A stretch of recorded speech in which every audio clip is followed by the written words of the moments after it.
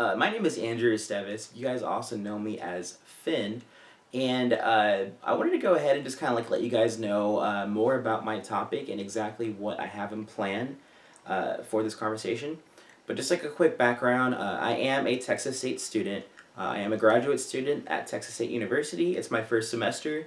And I wanted to kind of get more of an insight of exactly who I am as an ed tech coordinator and what the big issues that I'll be facing in 3 to 5 years after I've already graduated as a ed tech coordinator, and how I plan to solve these issues. So one of the first topics I want to go into is just going to be more about like the services that are just not used, or that they're probably not going to be used in the next 3 to 5 years. And that first subject is going to be Zoom. Zoom right now is super great. It's highly used all the time, of course, because of the pandemic. But the thing is that I feel like in the later years, people are going to probably stop using Zoom. They're going to start dropping Google Classrooms, Zoom, and just like a lot of like the different types of like online virtual stuff, because we'll kind of get back into that normal realm. And because of that, that's going to be a service that right now we are teaching our students slash teachers, and they're going to be so used to it. And then once we change back to the regular life, these new kids, they're not going to, know exactly like how we should stop using Zoom. How can we go back to the regular classroom setting? I don't want to do online work anymore. And they'll kind of go back into the regular side of things again. So that's going to be something that we'll kind of have to face eventually. And like we're not thinking about it yet because it hasn't happened and we're still new to this, but I feel like this pandemic is definitely going to be kind of going for a while. But the next thing I kind of want to go over was just going to be tools that I feel like we should be using more often, and that should be just like podcast, screencast, maybe even like VR. A lot of like successful applications that we could use to this day. My personal favorite is going to be the Adobe. We're going to be having, for example, like maybe like Adobe Premiere Pro, Photoshop, just like a lot of things that are going to be really useful in the future, and they're still super relevant, right? So Adobe has been around since like the 90s, and they're always creating like new applications for it every single like other year. So it's going to be something that's going to be continuously going.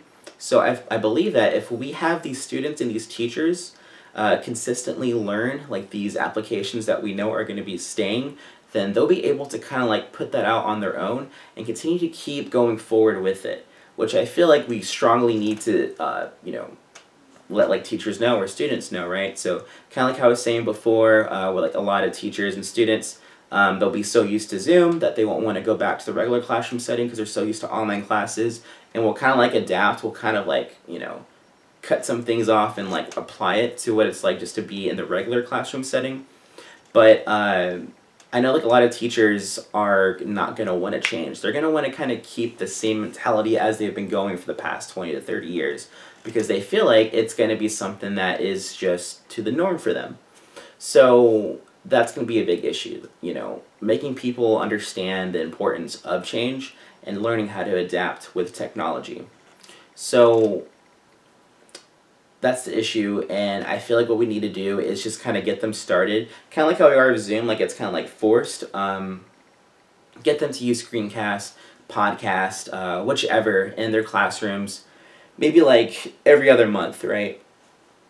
Consistently going and going, so that way that they're like, okay, well, hey, I got this. I'm also proficient in technology, and I know how to teach my classrooms in a way that everyone understands and that they are able to execute their projects on their own. That's just going to be super important, just for teachers and students to learn like as we progress through these next to 5 years.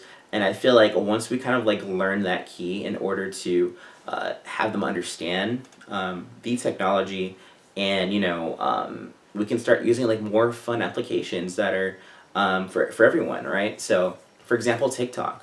Like I know TikTok it may or may not be a fad, but right now it's super relevant. A lot of people are using that for their projects and for them to understand, stories, or and we'll be able to kind of like just help them out more of that. So yeah, I believe that if we're able to understand how how technology can affect both the student and the teacher, we'll be able to find common ground and help them grow.